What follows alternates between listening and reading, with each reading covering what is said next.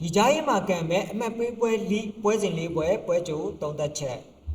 ဒီမှာလို့မြင်လာပါဆိုကြတဲ့ forward channel ကနေပြန်လည်ကြိုးလိုက်ပဲကျွန်တော်ကိုင်းဖြစ်ပါတယ်ညီတို့ဒီနေ့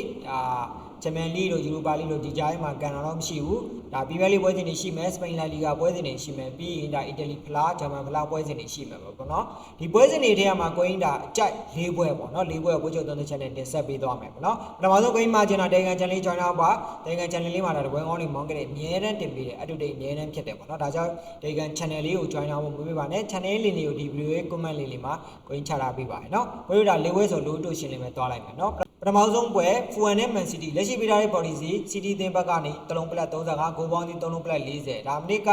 Fuan ရဲ့ကွင်းမှာ City ပေးတဲ့စီရတလုံးတည်းတီပေးတယ်ပေါ့နော်လက်ရှိဒါ Man City ပေးထားတဲ့ဇီဒန်အရန်ချုံနေလို့ပြောလို့ရတယ်ဒါ City ကိုခေါ်ကြည့်လို့မြင်တယ်ပေါ့နော်ပြီးတော့ဒါ Fuan အသင်းနေနဲ့ကလည်းဒီနောက်ပိုင်းမှာဒါတော်တော်လေးကိုရလပိုင်းကောင်းလာတော့ရှိတယ်စပါးသင်းကိုတော့ဒါပြောမယ်ဆိုရင်နိုင်ကန်ထားတယ်ပေါ့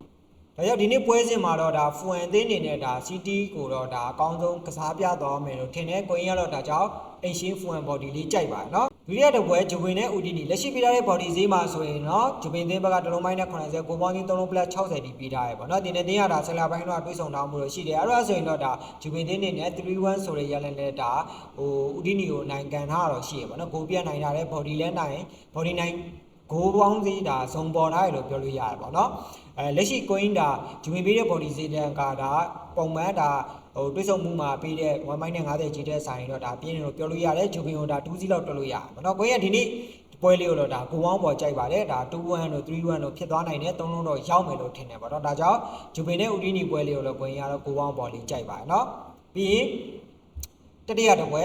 ဘာစီလိုနာနဲ့ AD ကိုလက်ရှိပေးထားတဲ့ body စီဘာစီလိုနာတဲ့ဘက်ကတလုံးပလက်80ဂိုးပေါင်း3လုံးပိုင်းနဲ့90တီပေးထားရပါတော့ဂိုးပေါင်း3ကြီးချင်းအဖြစ်ဒါတီကိုနေနဲ့ဒါဂိုးရနိုင်မယ်လို့ဒါတွက်လို့ရတယ်ပြီးတော့ဒါဘာစီလိုနာနဲ့တီကိုဒါတွေးဆုံမှုဘာစီရဲ့အကွင်မှာဒါပေးနေကြတော့တလုံးစီ AD ပြီးတယ်လက်ရှိဒါတလုံးပလက်80ကတော့ဘာစီလိုနာ body ကနေချင်းစရာအရန်ကောင်းနေပေါ့နော်ကိုင်းရတော့ဒါကြေးရ